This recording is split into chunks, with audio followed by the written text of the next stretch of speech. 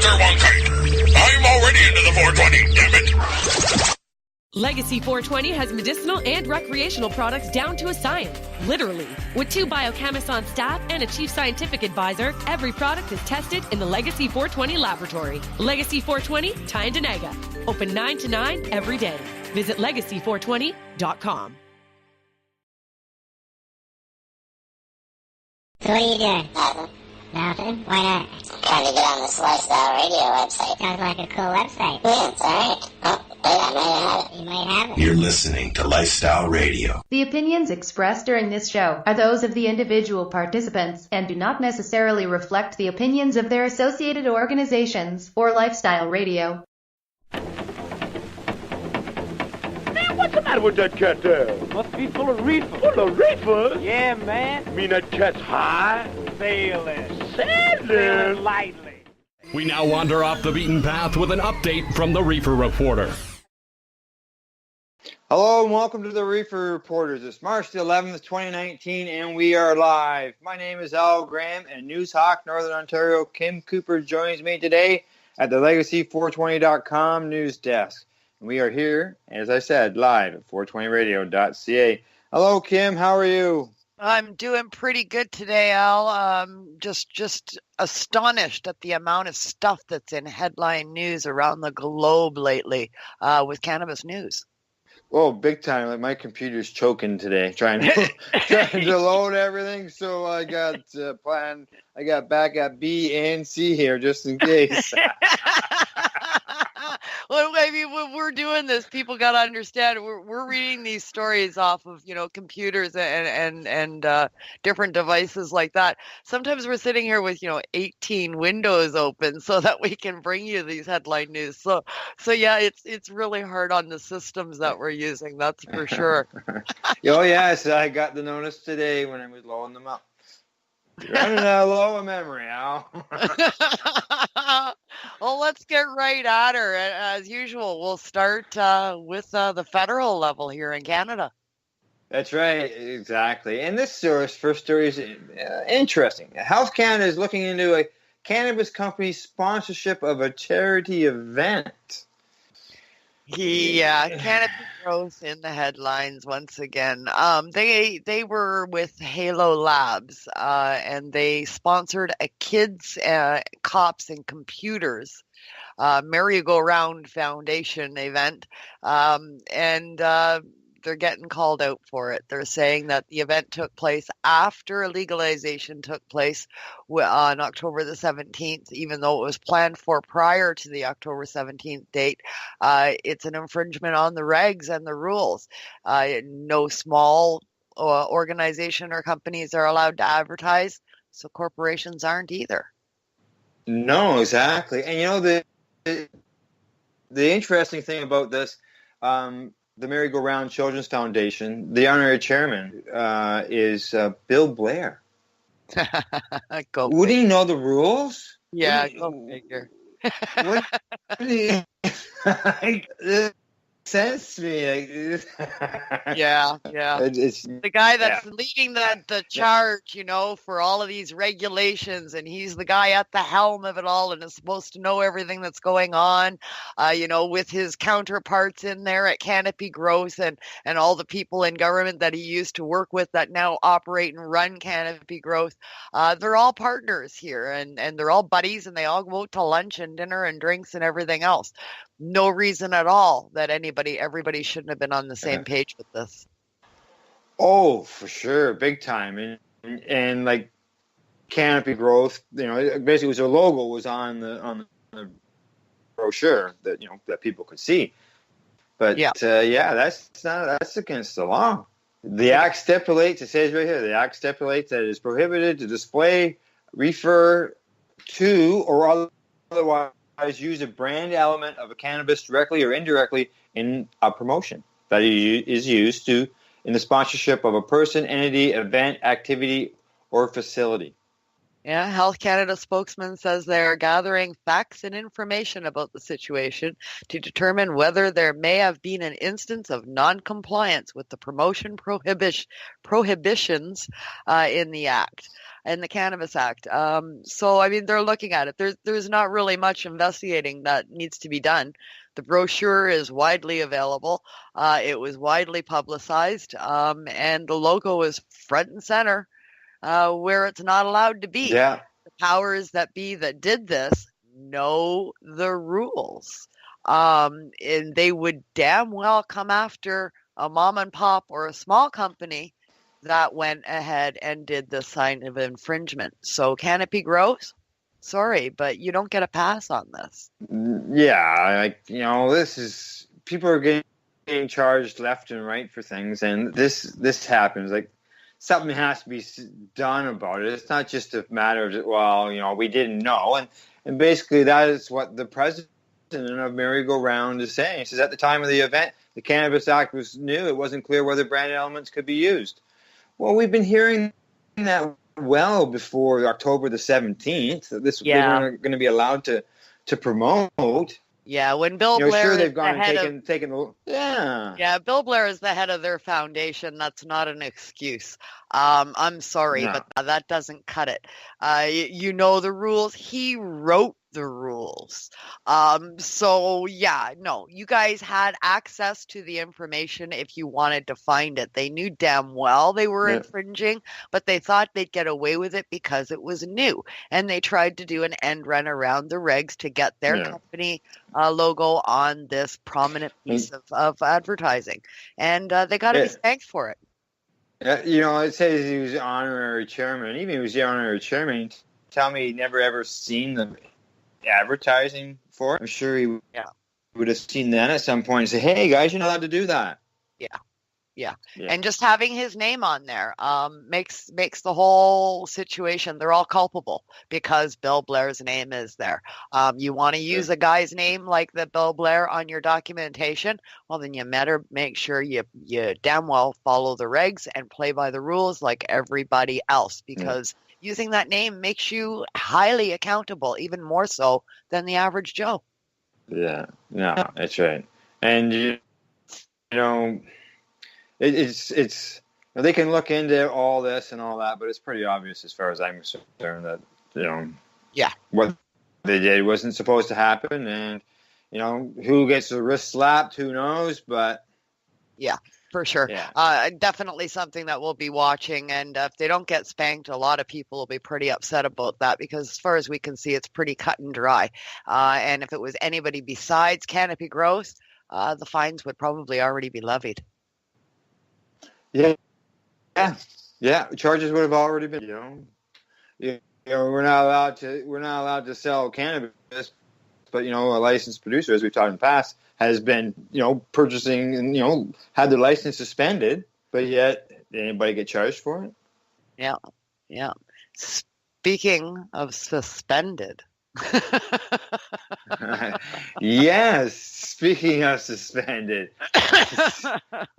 See, cannabis producer Ascent granted creditor protection after licenses suspended. Yeah, this is the company that has been spanked for backdoor dealings, right? Yes. And they've had their license revoked because of unregulated cannabis coming into the retail market that they don't know where it came from. It wasn't produced by a legal producer. There's no history on the plant. So they're buying it from patients and from private growers and selling it through the company. And they've had their license revoked from Health Canada for doing that. Now, of course, having your license revoked in the industry means that you're not doing business here. So they have a lot of backers, a lot of creditors, a lot of supporters that have poured money into their company that are now like saying, hey, well, I'm pulling my money out and I want out of this and buy me out and this and that. And they got creditor protection from the government to stop that from happening. Yeah. Exactly, and here they. What about their patients? Yeah, with all the patients, what happened to all their patients? Yeah, Yeah. No word about them. You're just SOL. Go find another place LP to register with. There's no discussion on that. But really, I mean, we've got a clear-cut case here again of a legal producer breaking the rules. If they're facing repercussions from that, why is the government stepping in to protect them from that? Yeah, I know. It doesn't make sense. And from what I understand, even after they were told that they weren't supposed to do this, there's a possibility that records were maybe found showing that things were still happening. Yeah, it continued. They thought they'd cover their tracks a little bit better, but they still got caught. So they continued. I mean, they didn't care. They were bringing in the product. They were going to do what they wanted to do. They had high boots on and said, yeah, well, you know what?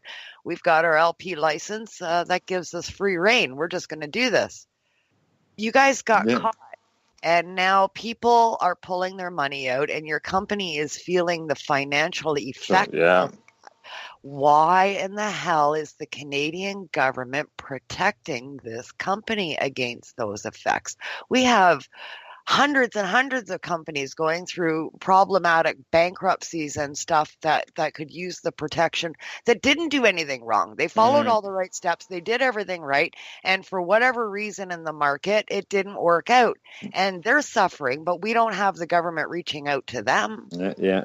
From my understanding, they went, during their search, obviously they would search the place to find out what's going on.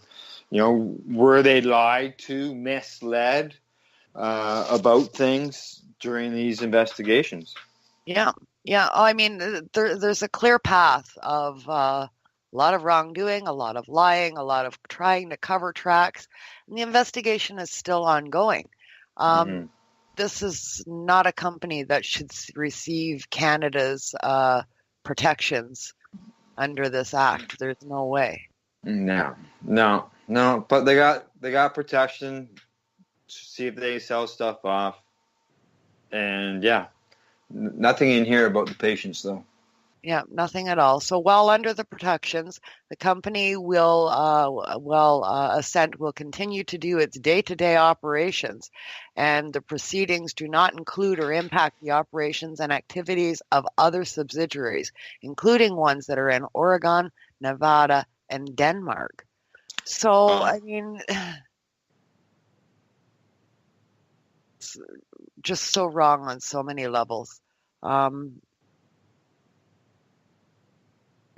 Reach out to your MPPs and ask some questions. Why are Canada supporting this? Yeah, exactly. All you can do is voice your opinion. Yeah. All right. Well, on one bad news story, on to maybe a good news story about we've gone from the LPs with their situation there, whereas now they seem to be joining in on the taxation of medical cannabis. Yeah, there's a few of the LPs that have decided to join in on the fight against taxation of medical cannabis. Medical cannabis since from 2014 until for what is it? I'm sorry, I've just lost my spot. In a 4-year period, we've paid $121,550,915 in taxes. Medical patients only. In $121 million. $121.5 million in taxes.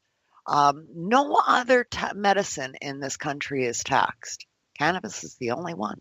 Yeah. And now we're paying an excise tax on top of the regular tax. That's right. With legalization, which is going to increase that number. Patients can't afford this. This is something good that the LPs are banding together with. There's a couple of them that are in on this, and they're lobbying the government saying, it's discriminatory to charge these patients a tax. Aurora Cannabis is leading the charge on this. Yeah, no, I gotta believe that they've taxing it because they have no medical, benefit. They're saying there's no medical benefit to it, so it can be taxed. Whereas prescription drugs aren't taxed because it has, they have a licensed system that they have to get approval for drugs. So they show that those benefits work. So you get taxes on it, whereas there's no medical proof on that they say on the cannabis end. So we're going to tax that.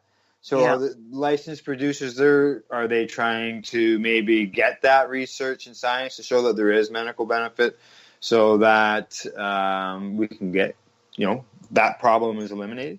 Yeah, for sure. They're after acceptance of the existing research that's out there, I think, and looking into more. I mean, we've reported on this over the last 4 months, how many studies are starting. And that's in the United States and in Canada, as well as across the globe in Europe and Israel and all over the place, where medical studies exist today. They just have to be accepted by the current medical regime in our country. But the facts are already there. Yeah, it is. Exactly. It's just they don't have the facts down here in Canada or where they would accept from, maybe. Yeah. But some have been started in the last year. We've reported on several studies that are starting this year. And they've got the financial backing to start, and a couple of them are just been completed, and we're awaiting the results of those tests. Yeah. So, I mean, that evidence is forthcoming, I think, and we'll see more research in the future. But in the meantime, legally, from a legal standpoint, through the courts, this is already an accepted medicine in Canada. Yeah. By that standard alone, we shouldn't be paying tax on it.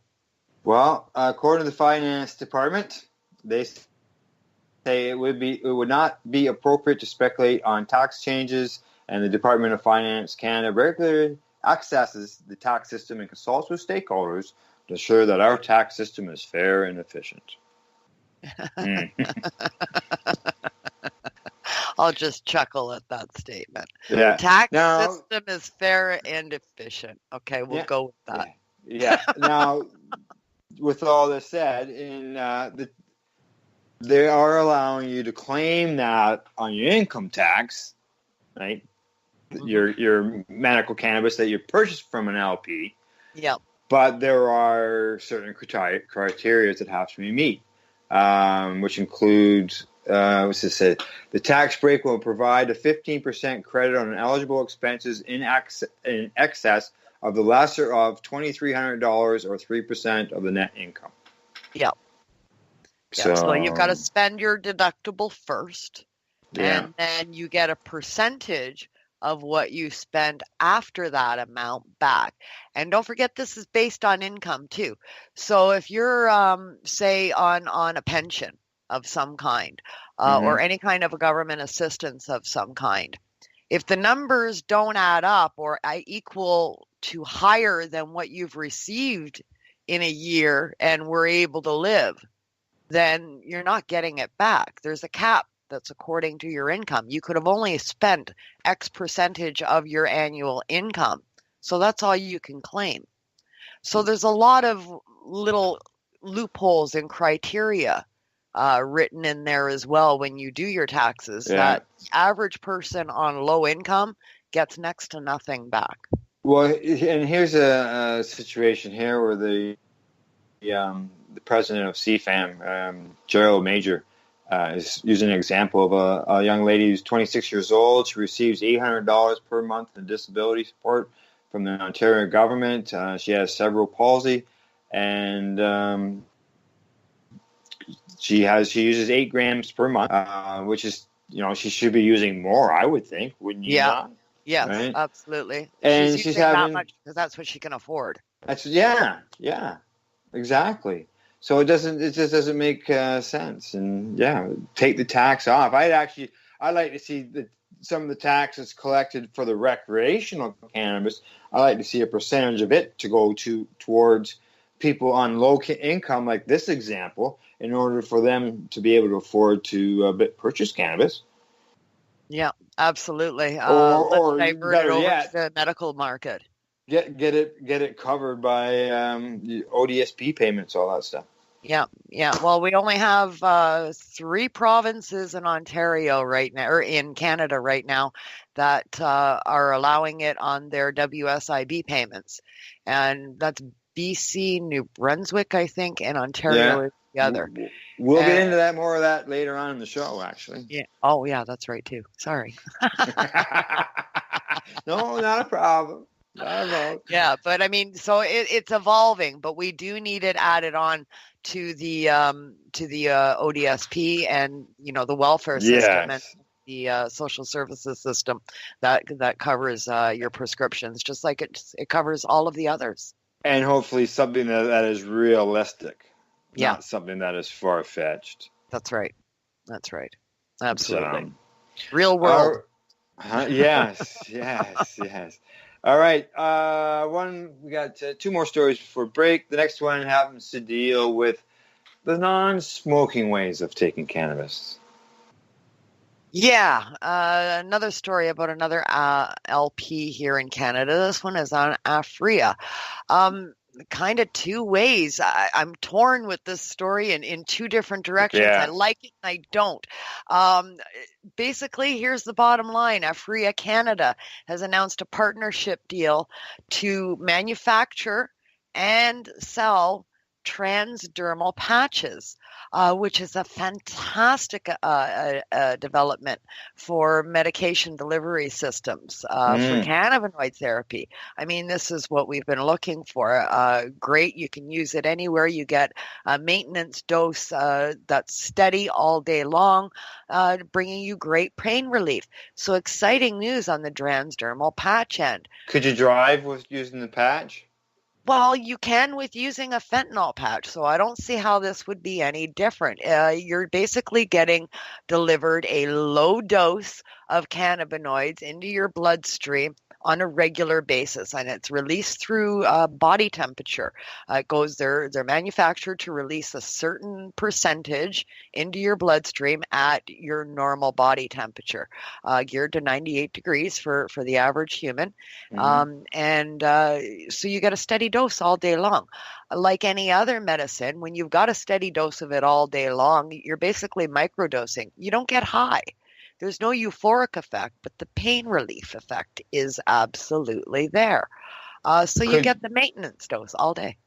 What if, I guess as far as in your blood, would it show up on a test? I have no idea if it's transdermal. 5 nanogram limits, right? Well, they say transdermal delivery systems do not show up on oral saliva tests. I don't think they show up on a breathalyzer, but the research that I've done so far states that anything that's received transdermally will not show up on a saliva test because it's not delivered through your organs. Right, but what about in a blood test? I don't know. I would imagine it will show up in a blood test because blood is the delivery system for it. So I would imagine it will show up, but it will not show up in a breathalyzer and it will not show up in a mouth swab through transdermal. So good advancements here for sure in the transdermal science. Now, I said at the start, I kind of have a problem with it. Well, why would I have a problem with this, right? Sounds great. Well, they're partnered with a U.S. company. And because of Canadian laws, we don't have laws allowing us to do a transdermal delivery system right now. No. That is an extract. And we don't have regs in place for extracts. They are not presently legal to make only to sell. You can manufacture your own for your own self under Smith. A ruling, but you can't sell it. Not yet. No. Not yet. So we've got a Canadian company partnered with a U.S. firm that's going to use Canadian resources to manufacture a patch that isn't available in Canada and will be exported for sale in the United States. All the while in Canada, our current legal system is under stress for lack of product, Right. and stores are closing down. But we're using product grown here to supply a market in the United States with a product we can't have. Yeah, that doesn't. I can see why you're in it's good and bad scenario for sure. Yeah. Yeah. Kind of got a problem with this. Yeah. Oh yeah. Because patients here are going without. That's right. So That's right. So I mean, I understand the need for advancement, but our laws need to catch up or something so that these advancements, the benefits from these advancements, aren't being had by people outside of our country when they're being developed right here. Yeah, and we're not getting access to exactly. We're not getting access to that type of medication, and we're not getting access to the herbal version of the medication because there's a shortage. That's right. That's right. And then people that are in the industry trying to supply these types of medicines to patients because there is such a great need for them are continually getting arrested. Yeah. And it doesn't make any sense. No. There's, as a Killing Time band, they got a song out there. It doesn't make sense. No, it just doesn't make sense. We're going places, but just not fast enough for my liking. Yeah, exactly. All right, we got one more story here, and then we'll go to break. Sure. So let's head over to Saskatchewan. Yeah, so over to Saskatchewan. Well, everybody, we heard the governments, we heard people in authority positions go on about all the concerns and the scares about people using cannabis and driving, which is why I brought up the driving issue in the last story. I see here in Saskatchewan, the results are out. They've had 7 people charged with driving while using cannabis. And in the same period, there has been almost 600 people charged with alcohol impaired driving charges. 7 people. Cannabis legalization was on the table. Impaired driving by cannabis was a top concern around legalization for police forces across the country. I mean, we heard horror stories about, cannabis-infused frenzy drivers driving up on the sidewalk and mowing people down.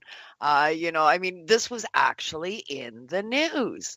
It isn't working out for them so good, is it? Yeah. The police are quite surprised that the numbers are so low. They thought that the numbers would be much higher, obviously, and they're much lower than they believe. And they've been pushing for this testing equipment. They've been pushing for more DRE officers to be tested. And so far in Saskatchewan, it doesn't look like it's they're getting very many people. Yeah, the low numbers are astonishing in Saskatchewan to the RCMP forces there. I don't think they're really astonishing to anybody else. I've said this from the start. This is not a new drug that is coming onto the market that nobody ever seen before. This is a plant and a substance that we have been consuming on this planet since the beginning of time. The laws just need to catch up. Yeah. In Regina, they're basically saying the same thing, where there's not a lot of, they don't have the numbers, but they're not getting, just offhand. They're there either. Yeah, they haven't come out with anything firm yet, but they say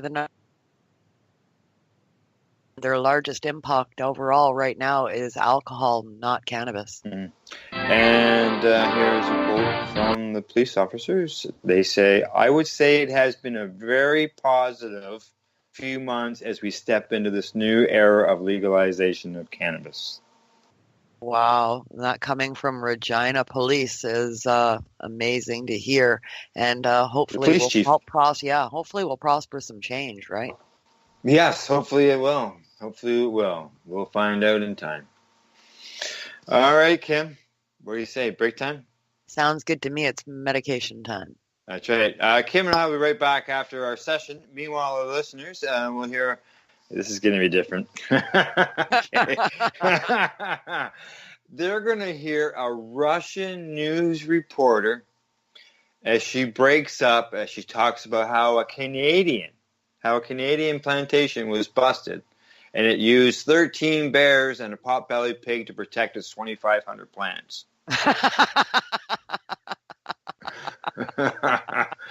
Yeah, that's right. So unfortunately, unless you speak Russian, you won't be able to understand what she's words, but there are some words you can catch. All right? Okay. Let's see. You're listening to Reefer Reporters. We are live here at 420 Radio.ca. Hey, this is Cheech. And this is Chong. And you're listening to Lifestyle Radio. What is it? Lifestyle Radio. Say it one more time. 420 Radio? That's fucking hilarious. I'm going to have to listen to that later. She just breaks up. She just laughs and all.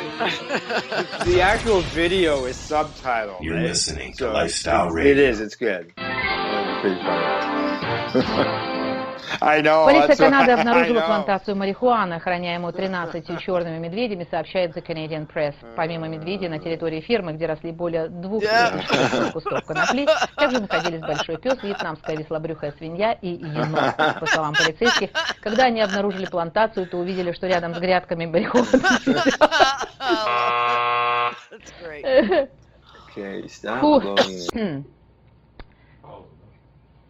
Полиция Канады обнаружила плантацию.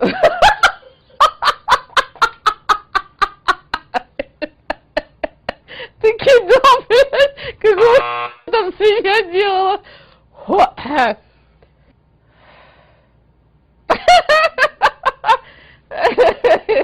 А так серьезно начинала. Полиция Канады обнаружила плантацию марихуаны, охраняемую 13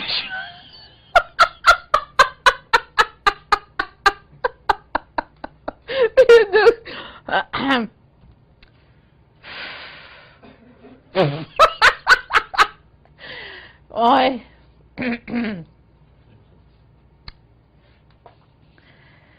Полиция Канады обнаружила плантацию марихуаны, охраняемую 13 черными медведями, сообщает The Canadian Press. Помимо... Прикольная информация. А пропустить нельзя? Ой.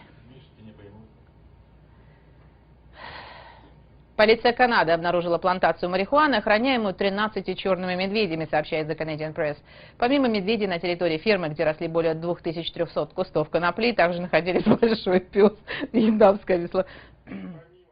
Legacy 420 has medicinal and recreational products down to a science. Literally. With 2 biochemists on staff and a chief scientific advisor, every product is tested in the Legacy 420 laboratory. Legacy 420, Tyendinaga. Open 9 to 9 every day. Visit legacy420.com.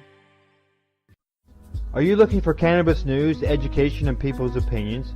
Are you looking to learn what Canadian and international cannabis advocates are doing, not only now, but what got them to this point in their lives, and what does the future hold for them? Do you want to learn how patients are using cannabis as a daily medication, or learn how their cannabis use helps them with their medical condition? If you answered yes to any of these questions, then I'm going to suggest to you to tune in to Lifestyle Radio.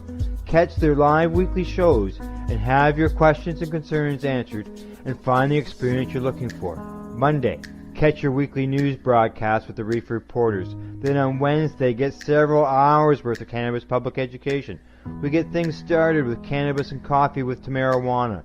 Finish up your evening with the award-winning Pace Radio Show with Al Graham, and no week would be complete without tuning into Friday night's program, the 420 Radio Show featuring Al Rapp and the 420 Radio crew, Mary Jane Baker and Marcel Gagnac. Cannabis is a lifestyle, and you can catch all your cannabis lifestyle information right here at 420radio.ca. An apple a day won't keep this doctor away, but a gram of cannabis may keep you away from the doctor. Find out how by tuning into The Higher Estate with Dr. Ira Price, Wednesdays at 3 p.m. Eastern Standard Time, only here at 420radio.ca. Tune in to DJ Passion from the land of Ganja, the island of Jamaica, when he comes to you live every Saturday night at 8 p.m. Eastern Standard Time on 420radio.ca. I wanna grow weed in my backyard. I'll do it right. It won't be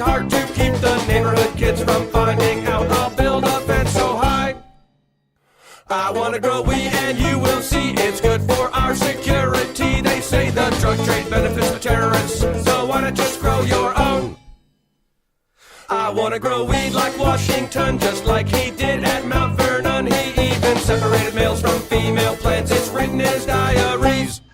Okay, we're back from our break and our medication session. Kim, we still got lots of news to cover. What do you think? Get right back in it? For sure. Busy out there. Where are we starting off today? Ontario, right? Ontario, that's right. The first Ontario cannabis retail store licenses have been issued.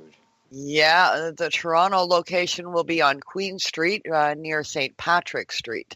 And another one is in Honey Pot Cannabis Company in the Niagara Herbalist will be in St. Catharines in central London. Yeah, that's right. Yeah, the Honey Pot Company, isn't it? I don't know, Honey Pot. Doesn't that sound like, I think of Winnie the Pooh? Yeah, me too. So much for not kid friendly, but okay, we'll go with it. The authorizations for the store are still pending, and they have to undergo an inspection in order to meet compliance. An inspection would be, things such as product display, security, advertising, promotion restrictions, and other things as well. Yeah. In a statement to Global News, the Honey Pot said their pre-inspection conditional with RSA was completed, and they're ready to move to the next phase, which is a hyper-condensed few weeks and a final site inspection before the doors are ready to open. That's right. The owner says that in the next few weeks they will be planning for customer service that will coincide with the brand. They say that this phase will include everything from finalizing sales material, external communications, and rolling out our comprehensive staff training program. And there is a lot of hard work ahead for their entire team, they say. Training program, is that the one that's being put on by Mad Canada? Yeah, everybody's got to get it. It's kind of, I guess, like a smart serve for the alcohol industry. It's going to be the standard that everybody's got to take. I mean, smart serve, just comparing it to the alcohol industry. I worked in bars for many years on nights, making as much money as I could to raise my kids as a single mom for a while. So, I mean, I know what the bar industry is like. Smart Serve, when it first came out, it served a purpose. But, I mean, you had to literally go to a class, and you took a test, either with your boss or at the school where you took the class. You'd go to one of the colleges or the universities, and they would have it as a night class there. So you had to physically go. Now it's an online program, series of questions that you answer yes or no to, and you can go back and take it as many times as needed until you pass. So you can sit there and guess at every one of the answers and score a high enough score to pass without even reading. Yeah, really. So it's not serving any purpose. No. Collecting some money. Yeah. All right, and one of these places in Toronto is located across from a place that, I visited there a long time ago, and that's the Friendly Stranger. Yeah. Yeah, they put it around forever. Yeah, they put in a bid as well to try to get one of these stores, and their owner, Brad Ellen, says that it's frustrating that people who got to open stores put $75 in a hat and got drawn out whether they had experience or not. That's right. And we're hearing the same thing from other people too that have been in this community for a long time. Yeah, I mean, it's just crazy. It should have had, experience has to be relevant here. You're talking about operating a business where there's only going to be 25 locations for the entire province of Ontario. That means you've got a massive population chunk that's going to rely on your outlet for that particular product. If you don't have experience in retailing this particular product, you're not going to do your consumers any good. Yeah, and only 25 stores. Like, come on. I'm a 4-hour round trip to the closest store. I'm in an area that had 5 stores. 2 of them ended up in Ottawa, 2 in Kingston, and the closest one to me is we're looking 2 hours away. Yeah. And, I'm a patient, so for me, I don't need to deal with the stores, but there's lots of people, obviously would like to maybe deal with store, but if you're going to drive 4 hours round trip, wouldn't it just be easy to just go to the same guy down the street that you've been going to? Absolutely. I don't know if you're ready to move on, but that kind of leads us right into the next one with our issues here in Northern Ontario. Northern Ontario, you talk about how far you've got to travel. Northern Ontario is designated 2 stores for all of the North. Our area in the North here, we take up over half of the province in space is in Northern Ontario. We get 2 stores for over half of the entire span of this massive province of ours. Both of those stores opted to open in the same city, which means if you're at the furthest possible reach in Northern Ontario, you're up in the Thunder Bay area. Both stores are opened up in Sudbury. That's an 11-hour drive. Yeah, and it looks like the one in one of these places, because the public had up until March the 6th to comment on one of your locations there in Sudbury, and I guess one of them was near a movie theater. Yeah. So people were concerned about it being near a movie theater. Yeah, Silver City Movie Theater is one of the largest theater complexes in Sudbury. It's huge. It's a multiplex with dozens of theaters, very large parking lot, very large space, takes up several acres.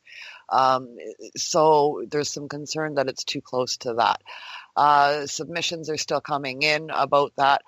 But I don't see it being a problem because these locations one has gotten authorization and it's directly across the street.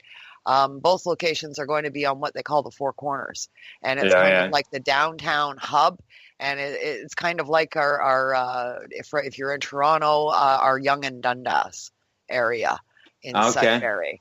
And it's where all the corners come to converge on the main roads, and it's kind of the core of the downtown.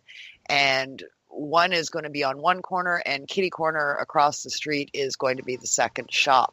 So one got authorization. I don't see it being an issue for the other one. They're in the exact same spot pretty much. So not only are they in the same city, but they're in the same location.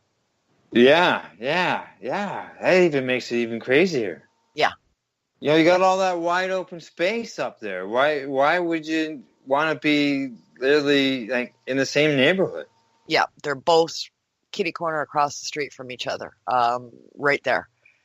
Direct competition in the only space in Northern Ontario that we can get them is in one city square block in one town. Oh, that's ridiculous. Ridiculous. No good whatsoever. Yeah, from Timmins, it's a 4-hour drive. That doesn't serve the public whatsoever. No, Timmins, it's a 4-hour drive. Temiskaming, it's a 3-hour drive. North Bay, it's a 2-hour drive. Thunder Bay, 11 hours. Kapuskasing is 9 hours. This is crazy. Yeah. After being promised no limit of stores, we got 25. All right. Okay. Well, earlier on, you had touched on an issue of worker compensation and getting access to cannabis. So let's move on to our story that happens to deal with that. Yeah, we're going to talk a little bit about a lady named Melissa Ellsworth and her situation there. And she's getting funding, I guess, for her medicine. Well, let's hope so, because I know that over time there have been some people on the East Coast that have won the decision, and then they've turned around and lost the decision. Yeah, let's hope it goes through. This is something that's desperately needed for patients everywhere. She's got the tribunal victory at the Workers' Compensation Board. But, like you say, they have reversed these claims later on through appeal. So let's fingers crossed that doesn't happen here. Nova Scotia, who have qualified in PEI and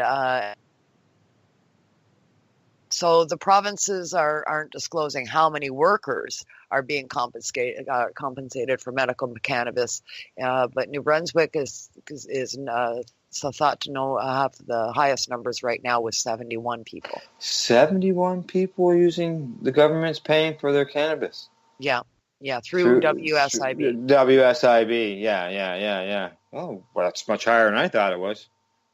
About 70 more than I thought it was. Yeah, me too. I think the most prominent person I know of that's had cases with WSIB and cannabis would be John Burfellow.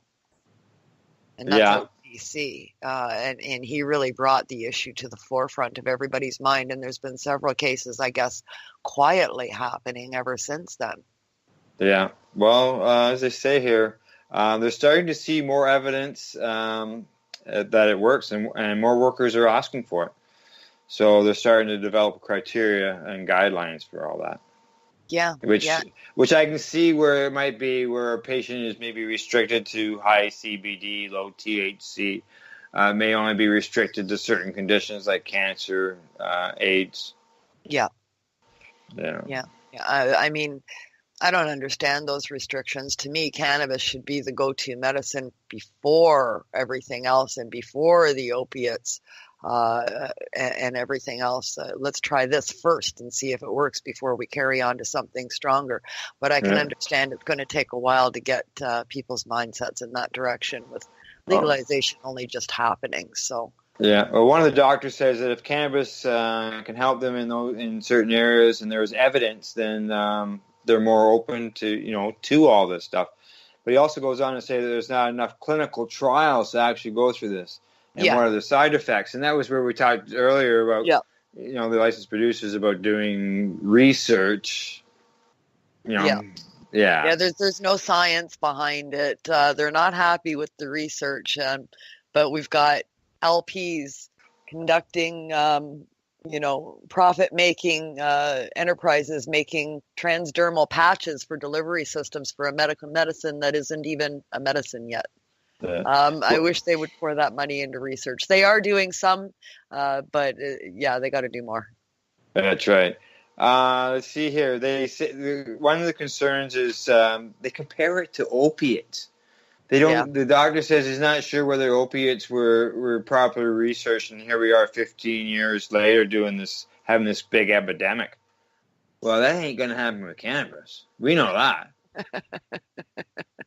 It's not we're new. not going to have thousands of people dying every year. It's not new. That's right. It's never killed anybody, and it's not new. Now, we talked about the 71 people that got cannabis. Just for numbers here, in 2017, 1,543 workers had their opiate prescriptions covered in Nova Scotia. Yeah.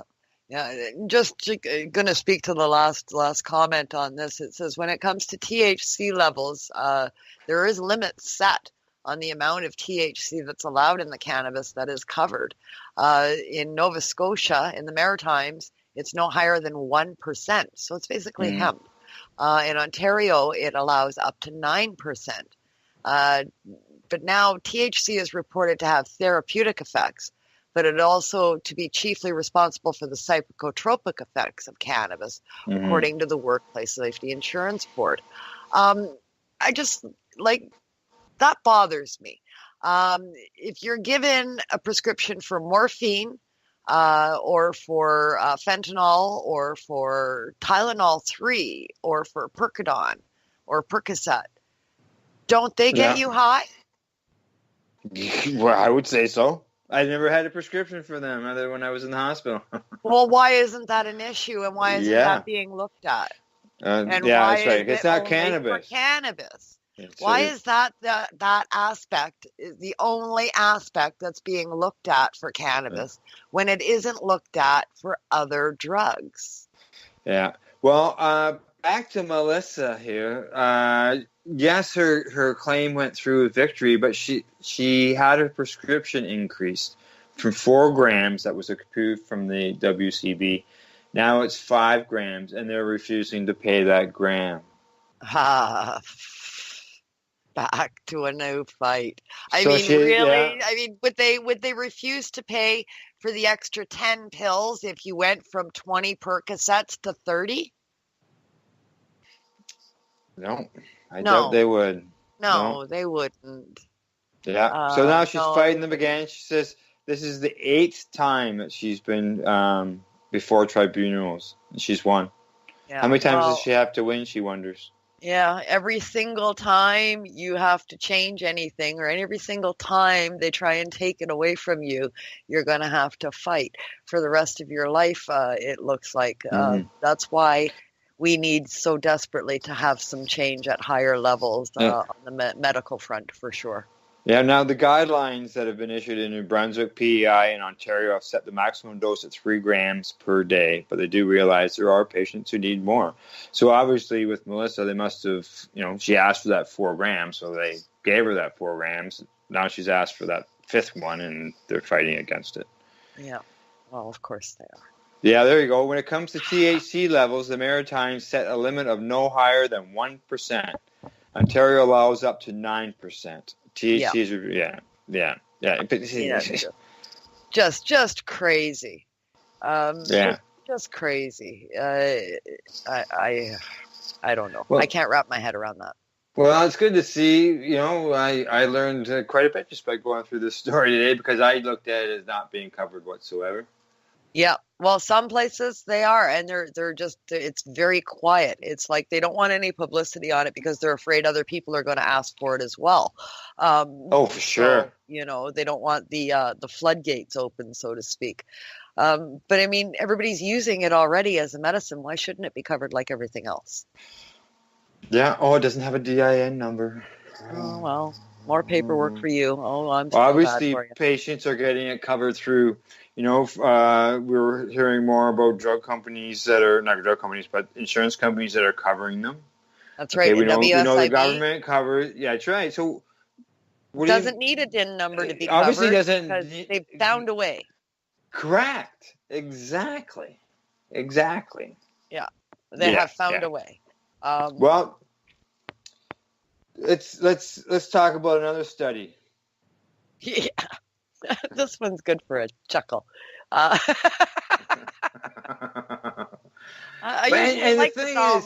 usually like Dalhousie research. I really do. This one, I don't know. Yeah. Well, yeah. What's happened is there's been a Dalhousie researcher who's found that cannabis consumers who medicate alone is linked to psychosis and dependence. That's right. Getting high alone is linked to psychosis, is what they say. So if you live alone and you smoke cannabis, you're supposed to go down the road to Buddy's place and smoke a joint with him to reduce the chances of you getting psychosis. Yeah, don't do it alone. Go find a friend. Do it with a friend. Don't do it alone. That's what they're saying. I spend in the winter when my husband was traveling for work, I would be at home 18 hours a day on a good week alone, and some weeks I would be home for weeks on end alone, and then he'd come home on the weekend every 2 weeks. I love my alone time. If he started coming home every day and I was like, well, why are you here?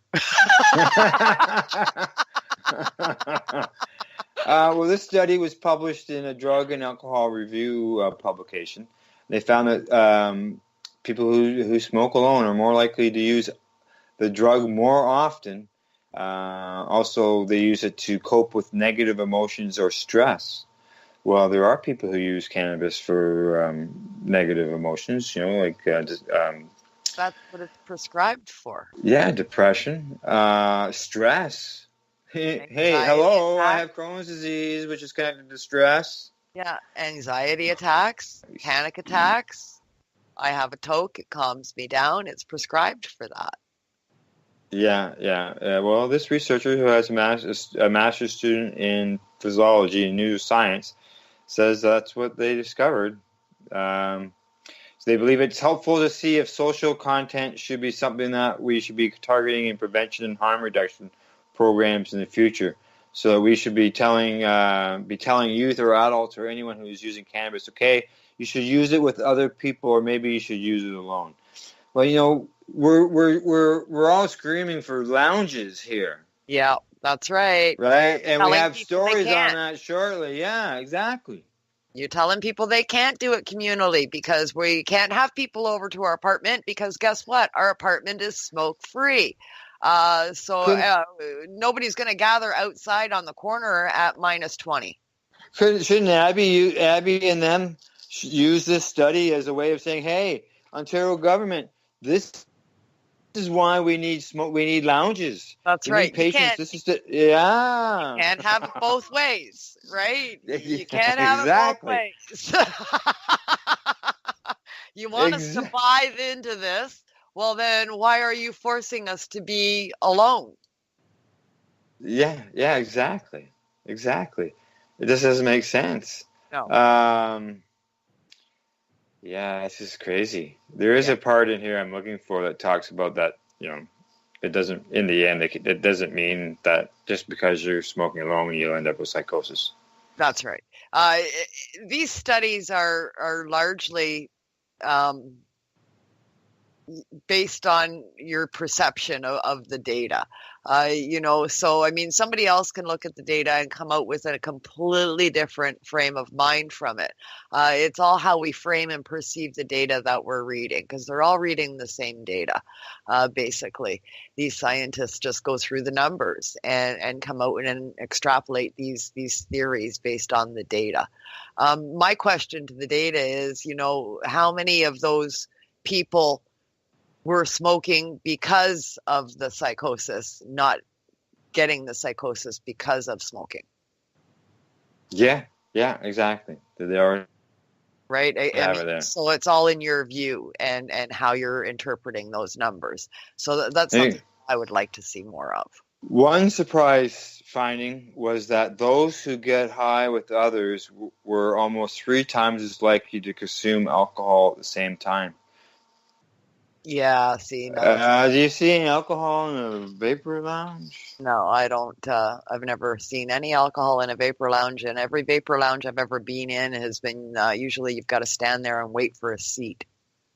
Yeah, exactly. I know they won't. Yeah, that I wouldn't fall under that category because I don't drink and I haven't drank almost 20 years, 16, 17 years. Same with me. Not for me. And I find that with most cannabis consumers that I know, people are either one or the other. It's not a whole hell of a lot that are both. Yeah, exactly. And, you know, our next 3 stories all touch on the fact about people consuming alone, but we're only going to do one of them because we're going to go for break after that. All right, sounds good. We're going to talk a little bit about Vancouver and their upcoming 420 event and what's shaking in the future. Yeah, basically, where should they hold their event? You know, there's been complaints. It smells, it's noisy, you know, locks up traffic. So, yeah. Yeah, lots of complaints about that. Oh, they complained about the hot dog vendors on the streets when they first came out because of the smell, and then they complained about the ethnic food carts on the streets when they first came out because of the smell. Smell is something we're going to have to get used to. That's all there is to it. You can't rid of the smell. But as far as where at 420 goes, 420s don't ask for permits for the most part. Protests don't ask for permits, yeah. Historically, because it's a protest. Protests don't ask for permits. No protest ever asks for a permit. So I don't think that's ever going to change.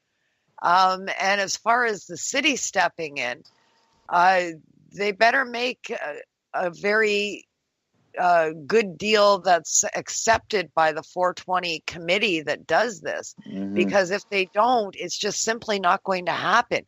You can't just arrest 25,000 to 125,000 people. No, you can't. And according to one city councillor, she thinks that it's time for the event to evolve, to move on cannabis is legal. The protest, it's all in the past now. And that she says that I know people that try to liken it to the Pride event or the celebration of life, which is a fireworks show, but it's not. She says this one has a negative impact on neighborhoods. Well, No. and fireworks What don't. negative impact on neighborhoods? There hasn't been a single negative impact on any neighborhood. Businesses around a 420 prosper on the 420, especially those that sell food or drinks of any kind. They sell out. Every time there's a cannabis-related event in an area, every food vendor is jumping up and down and in their glory, and they make what they make in a year on that one day. So, I mean, what impact to the community? As far as any mess that goes or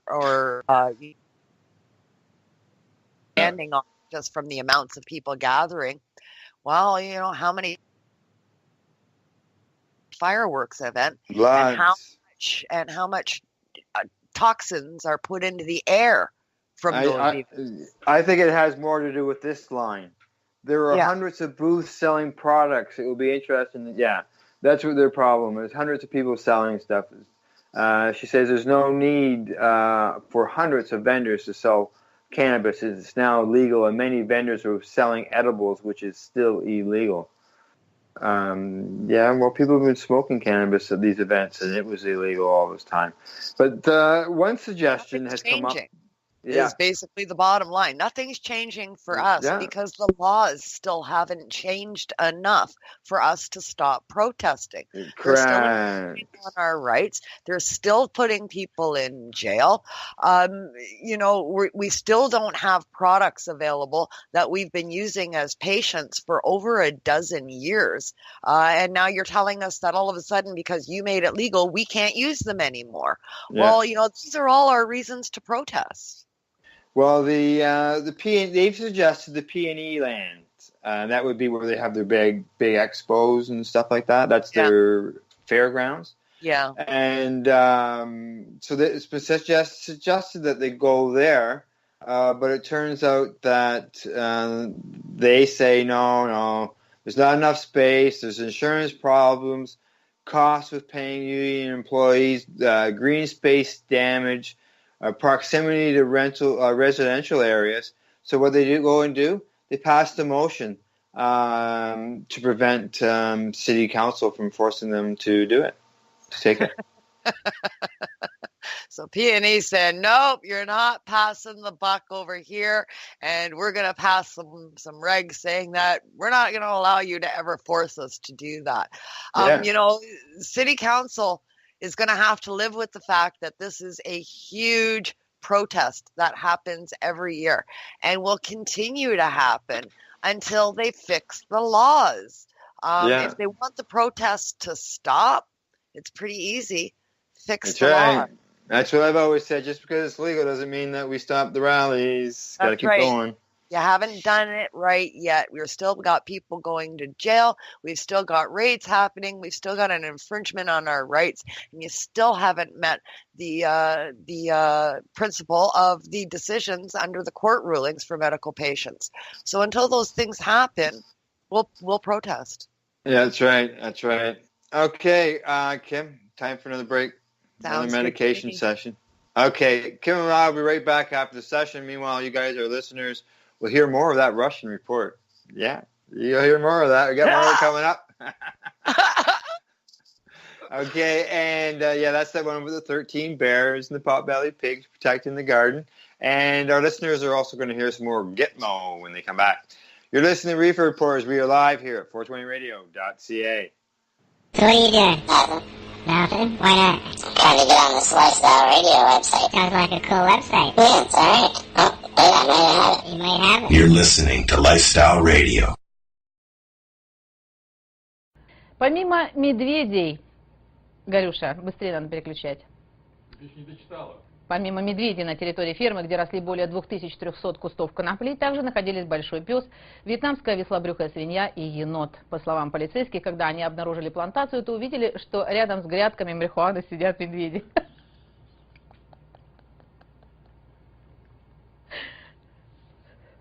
По словам полицейских, когда они обнаружили плантацию, то увидели, что рядом с грядками марихуаны сидят медведи. И тоже курят.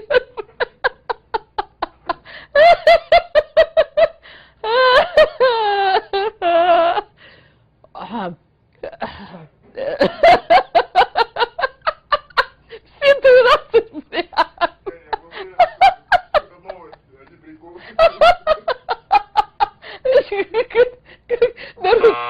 Конечно, по утрянке, ну ладно, дочитай уже. По словам полицейских, когда они обнаружили плантацию, то увидели, что рядом с грядками марихуаны сидят медведи.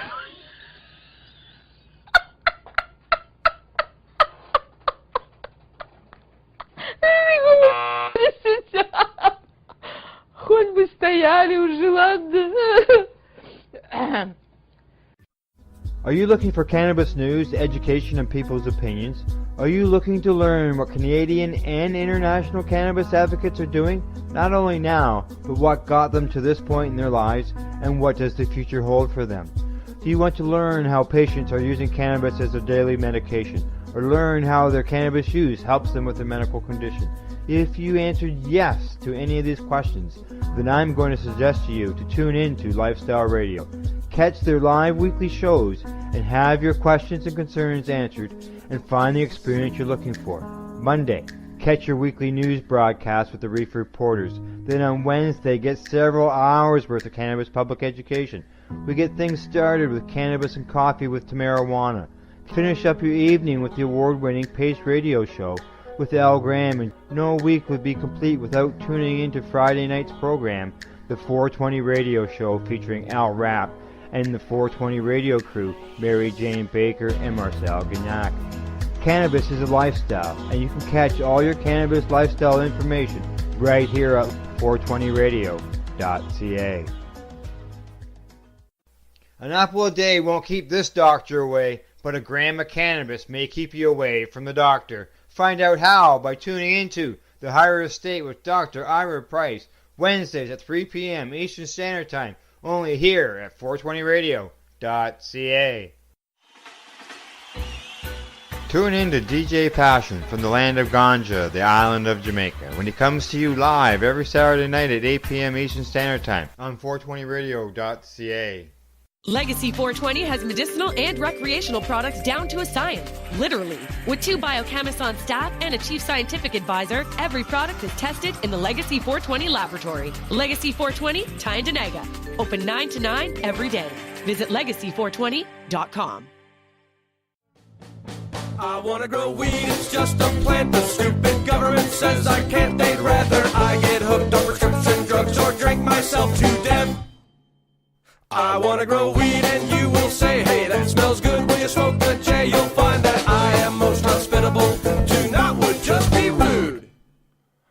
I wanna grow weed, I must confess, it's my pursuit of happiness. I got no medical condition to relieve, I really just wanna get stoned.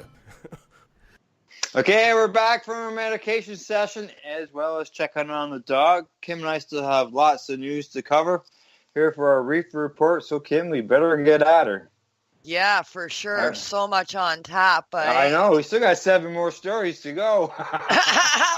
We're going to carry on with the same theme from our last story. And we're going to talk a little bit about San Francisco and what they're doing in contrast to what's going on in BC. You just go down the coast a little bit there into the United States, into California, and they've got a whole different thing going on. That's right. That's right. In San Francisco, they plan to grant waivers to its no smoking laws when permitting cannabis events.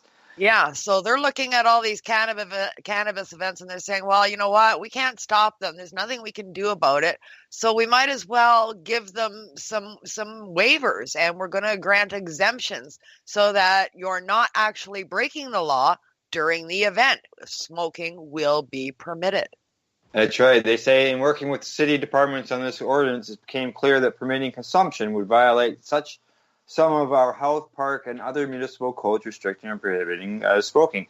The amendments before them is one that we have worked on with the and other departments of public health to allow permitting agencies to temporarily waive those laws in connection with a temporary event. You got to believe they would have, there'd be some criteria, obviously, that they would have to meet. Yeah. Under the new legislation, cannabis would be the issue at cannabis events, and they would issue permits for consumption. The permits would go for those events that were previously permitted by the city on a regular basis and have experienced unregulated cannabis sales and consumption in the past. So they're going to regulate the existing ones. Basically is what they're doing. They're not going to allow, sort of new pop-up events everywhere to just allow cannabis consumption. But if you're a large event that, like the 420, they know they can't stop it. Listen up, Vancouver. Yeah, this is not for Vancouver, but, events like that, the ones that are already taking place, they know there's nothing they can do, so they're going to get it with the program, and they're going to license these guys. Basically, what we've been saying from the start, everybody, all these promoters, entrepreneurs, shop owners, everybody's had their hand out saying, here's my money, take it, give me a frickin' permit. Well, that's what they're doing. Yeah, well, the cannabis event promoters, retailers, and festival organizers, they actually turned up to at the meeting. They were in support of the whole thing. Patrick Finger, he's an executive director of Folsom Street Events, and they say that this will open an incredible, valuable stream of revenue that so many of us desperately need right now, and who have seen their expenses goes up. They figure that this will help struggling festivals. Yeah, and it will. A lot of people aren't going out anymore. This will entice a whole new crowd. It's an opportunity for a brand new enterprise in tourism. And it'll increase everybody's numbers across the board, from consumers to the curious will want to go. Yeah, that's right. Yeah, so it's good to see that they're allowing this. This is also something that we've sort of touched on here and there. Is you can go to a wedding and buy a beer. Yeah, that's right. That's right. You can. You can go to a bar and buy a drink, a single use. Use it there and then leave. You go to any city event, all of the fairs, all of your city events that you have, whether it's a Oktoberfest or a fair or whatever it is, they all have a beer tent. Every single one of them has a beer tent. Cannabis is the new commodity in Canada, and it is going to attract tourism, especially for those that are near border towns with the United States. The curious coming up from there. And to those who say, well, when people smoke cannabis, it wavers through the air. When you drink beer, it doesn't waver through the air. Let's not forget that cannabis beverages are just around the corner. That's right. That's right. And cigarette smoke does waver through the air. That's right. It sure does. So do the food vendors smoke, and the fireworks smoke that's coming down on top of all of the people after we're sitting there looking up with our faces pointed upwards. So not an excuse. Sorry. Okay, well, we're seeing how it can help with tourism in San Francisco with the festivals. What about right here in good old Ontario? Well, they say that because of Ontario's leniency for outdoor consumption, we could outpace places like BC for future tourism. Yeah, here's a good scenario. They have here at the beginning of the article. Imagine a bike tour that takes you to a different craft cannabis grower who shows you how to cultivate their plants from seed to buds. Or a 2-day mom's marijuana getaway where you and your girlfriends pay a set fee that includes a hotel room, a massage with cannabis-infused oil, some edibles, and a gourmet meal. Why not? Why not? That would be absolutely fantastic. There's a large untapped cannabis tourism market that could cater to everyone, from stressed out patients to first-time users to seasoned consumers, according to market research. That's right. Well, David Collado, he's with the Ottawa-based Abacus Data. he says, think of what a vacation is. It's time to vacate your life, and you want to do something that you wouldn't do in your everyday life. And he says that Ontario's rules are less restrictive than rules in BC and Quebec, where you can't even smoke outside, for example. Yeah. So. And it's very much something to consider here in Ontario. Communities that decide to open their door to cannabis tourism could experience a large influx of people coming into their town. And that brings, offshoot resources to everybody else in that town. You're not going to one place. If you're going to travel to a place for a vacation, you're going to experience everything that town has to offer. So, less restrictive laws can definitely bolster the economic development in small towns. Oh, for sure, exactly. We had a story recently where we talked about Alderville and tourism being increased to Alderville, and a person posted on the article, not on our Facebook wall, but on another Facebook wall, that tourism, that's bullshit. People are just going to buy a product. How can that be tourism?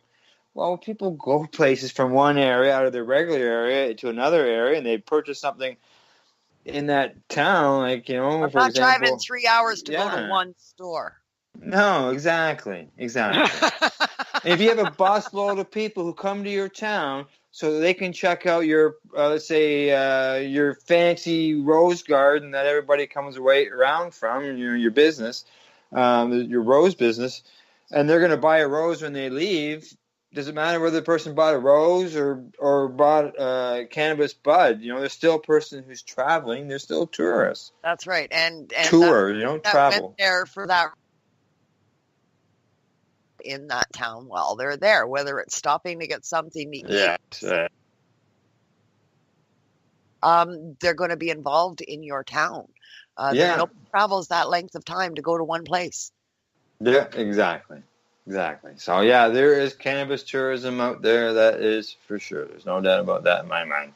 Yeah, absolutely. And it's kind of scary because, Ontario is inviting, but we've also got, some municipalities that are having bylawing in restrictions.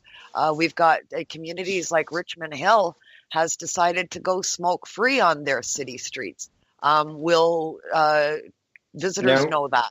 How will visitors know what different jurisdictions have enacted bylaws? They'll say, well, visitors should be looking into the laws before they go visit them and just try to get around that. I'm sure that's something like that they'll say. Yeah, being provincially, you go to the city of Toronto and you're on tour. Yeah. I've gone on tour in Toronto and you get on a bus and you crossed over from Toronto into Richmond Hill and you didn't even know you did it. Correct. Yeah, exactly. Yeah, you got a point there. And did they also outlaw tobacco smoke? Yeah, exactly. Tourism going to be a big hurdle for anybody that is trying to have a town to implement to bylaw away your rights, because it's your right already on a provincial level.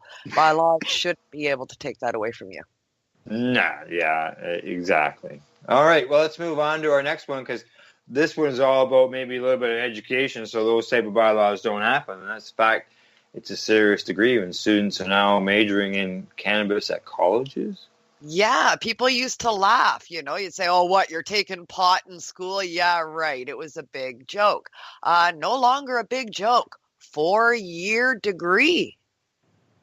Oh, 4-year degree. And what are they learning, They're learning a little bit of everything. The research is touching on everything from the biochemical to the organic, growing properties, medicinal aspects of the plant, everything, a little bit of everything.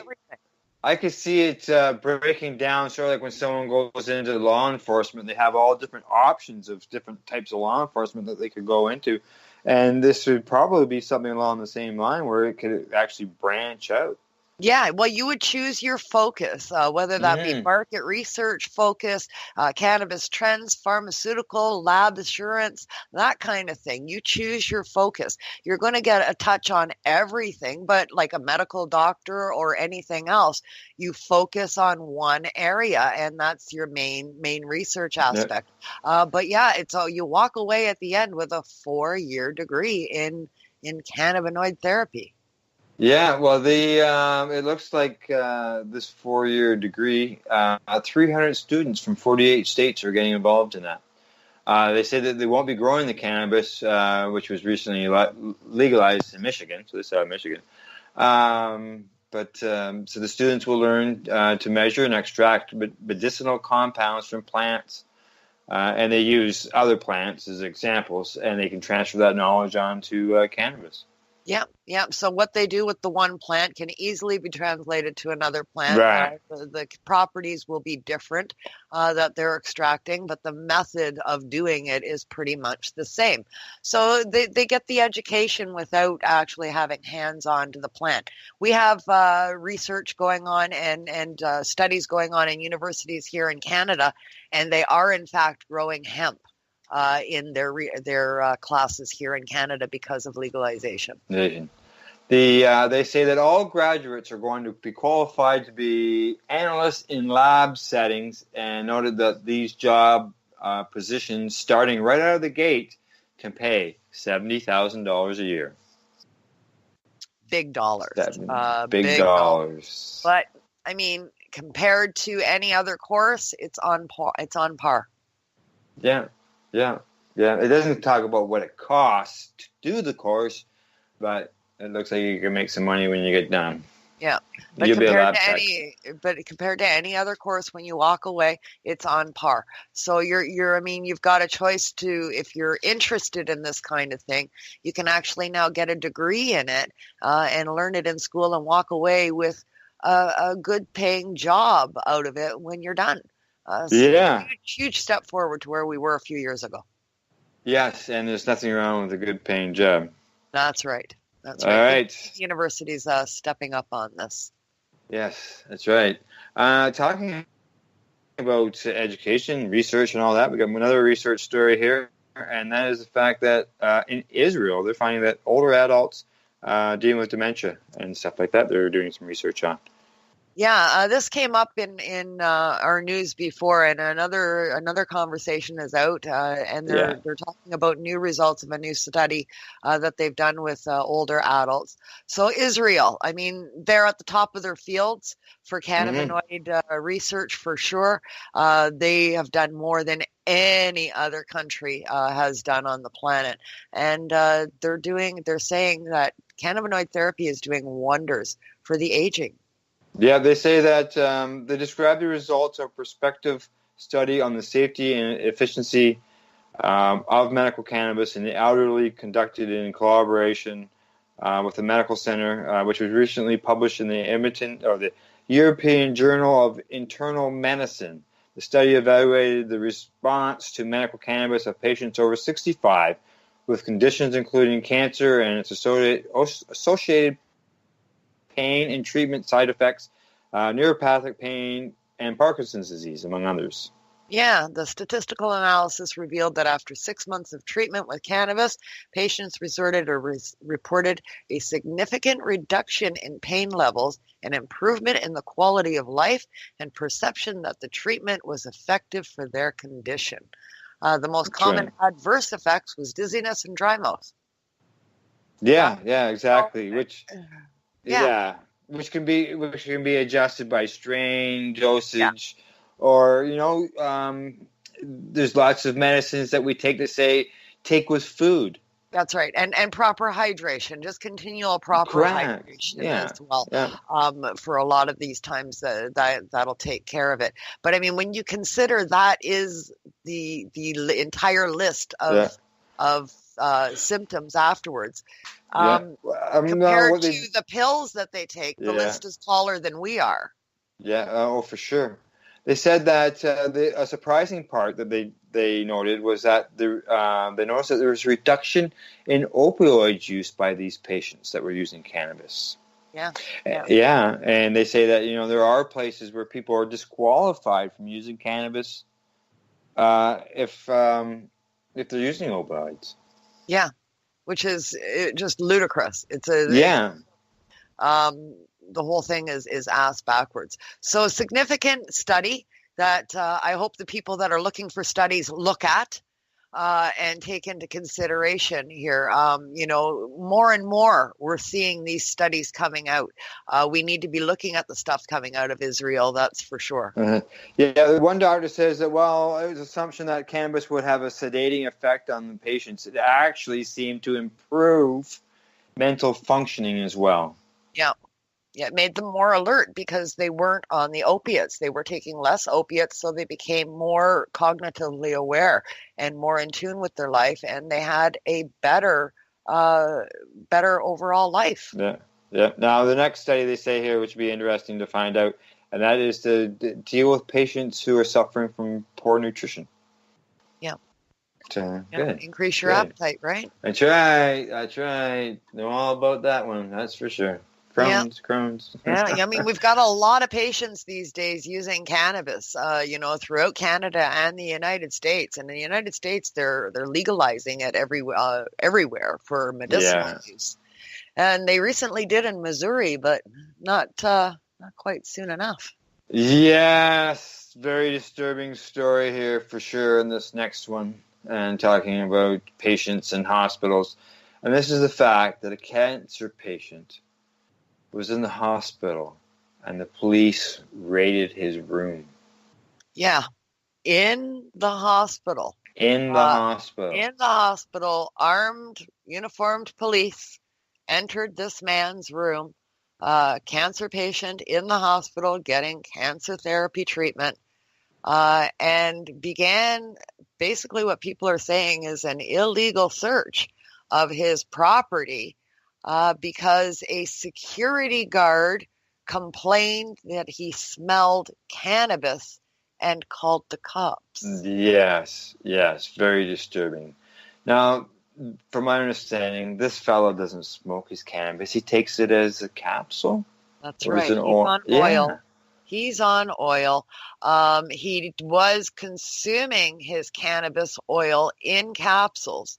And he went to the point of taking his capsule with his drink in a wheelchair outside. And he took his pills outside, and then he went back into the hospital.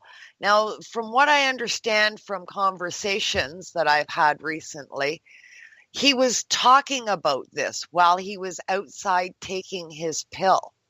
And he was having a conversation about taking cannabis oil capsules while he was in the hospital being treated for his cancer, and that he was going outside and he was having a conversation. The security guard overheard parts of that conversation, only heard the cannabis, that he was using cannabis, and he called the cops.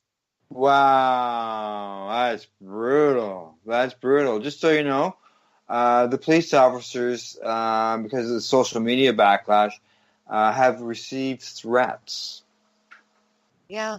Well, I mean, that's another part of this story. I mean, the video went viral. Everybody that's listening for sure has seen this video. I'm sure of it. The video went viral. Everybody's got it posted. I mean, it was just an atrocity the way they went through this man's stuff. And the one thing that nobody seems to be talking about either is police have the right to use discretion on any call.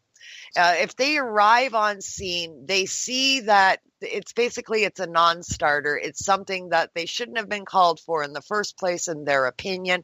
They have the right to just walk away, file a report as such, and leave it at that. That is in their power to do.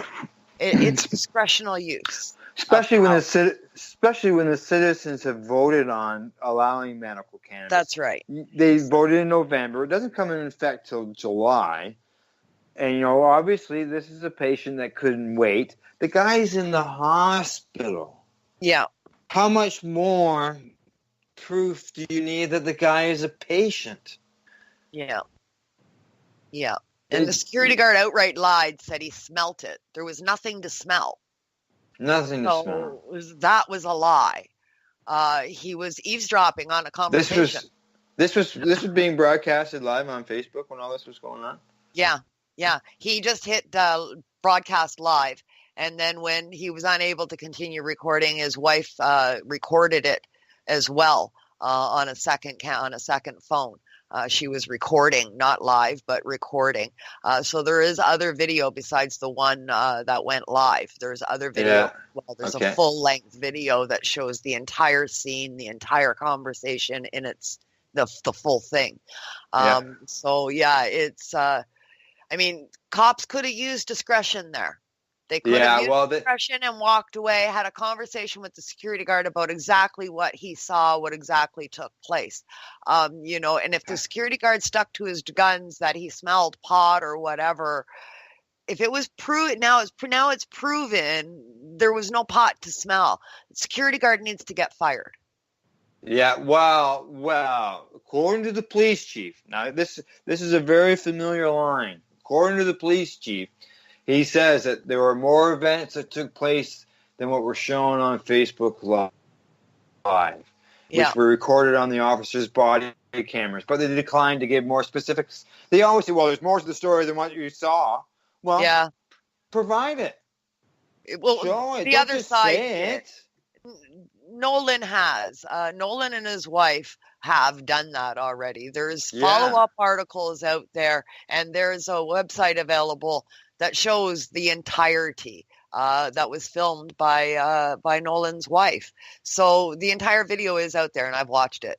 And the cops don't have a leg to stand on. They simply don't. They seen what was going on. They knew the situation. The guy explained it to them in full that there was no cannabis. They were talking about cannabis, oil only. They could have used discretion to walk away, and they chose not to. That's right. Very sad indeed. That's all I can say. Very sad. Yeah. All right. Well, let's go from a sad position of dealing with patients to one that is much better, and a story that we've been following along, and that is the fact that in Florida, even though they've had a medical cannabis program, it's been against the law for the patients to smoke their cannabis. Yeah. They haven't been allowed to smoke or vape. They have had to use other methods or they have been allowed to vape, but they haven't been allowed to smoke. Vaping, food, and oils were the only ways to consume since the Marijuana Act went through there for legalization of medical in 2016. So things are changing. They've been changing slowly down there. It's finally worked its way through, and it looks like it's going to happen. Cannabis will be allowed to be actually smoked joints in the state of Florida. That's right. Yep. It was voted on in the Senate. It was approved 34-4. And this was after the Florida judge last May found that the ban was unconstitutional. And I believe do something about this. This has to be changed. Yeah. Correct? Then it gets signed off and it should become law. So good things happening in Florida. Very small baby steps going on in Florida, but at least they're happening. Yeah, that's right. That's right. That's right. Yeah, slowly. Now, hopefully nobody dies waiting. Okay, now in another story we're following too as well, and that is that Thailand. They went from a place that I believe that basically had a death penalty for cannabis. Yeah. They now got a medical cannabis program, and now they are actually starting to test medical cannabis on patients. Yeah, just bing, bang, boom in Thailand, man. They went from, okay, you're on the heads on the chopping block to tomorrow it's legal, and the next day it's legal for everybody, and now the next day we're going to start doing our testing. Mm-hmm. No waiting around for the Thailand people, man. They're on top of this. They've started their first round of cannabis oil testing on patients. They're gathering people around to create a new entrepreneurial enterprise while finding relief for patients, they say, and they want to know what works and what doesn't. That's right. They're going to start off with the oil. They're going to use, they say, extracts or sublingual drop. So for volunteers who are suffering from nausea and pain from chemotherapy, among other ailments as well. Yeah, they have about 140 plants cultivated under controlled lighting and everything else, and they're ready to go. They want to start their extraction process and making these meds and getting these testing regimes underway. Not wasting no time. It doesn't take 2 years to get approval there, eh? No, it doesn't. You see, they're only using 140 plants to get started too, so they're not waiting for. They're not waiting. They said no, 540. That's good. We can start with 5 people. It's okay. We're good. Let's just start. That's right. And that, they use an aquaponics system as well. That was interesting to see. Yeah. Let's just do this. I mean, I love it. Yeah, that's right. No red tape. What's that? No red tape. It's beautiful. It doesn't take 2 years to get approval and funding. And they said, okay, it's legal. Well, then let's test it. I mean, that's where logic comes in, right? That's the logical next step, right? Yeah, it makes sense to me. It doesn't look like they're going through a bunch of red tape or they do in other countries like ours in order to get there. Okay, so we're looking to Asia for guidance. I guess we are, eh? Who knew? Who knew? All right. Okay. Well, Kim, that's it. We're done. We're done. We got through it. The headlines for the week were busy. We left a lot out that we wanted to talk about, but as you can see, we covered a lot, and we only have so much time. That's right. And I did use Plan B several times during the program. There we go. Yeah. We got through it. That's all that matters. That's right. Okay, well, that's our Reefer Report for March 11th, 2019. And in closing, we'd like to say thank you for listening to our Cannabis News broadcast. If you enjoyed it, please share it with your coworkers, the person you're sitting beside, and those who need to know. Until the next time, don't forget to medicate, educate, and do not incarcerate. I'll catch you later. Legacy 420 has medicinal and recreational products down to a science, literally. With 2 biochemists on staff and a chief scientific advisor, every product is tested in the Legacy 420 laboratory. Legacy 420, Tyendinaga. Open 9 to 9 every day. Visit legacy420.com.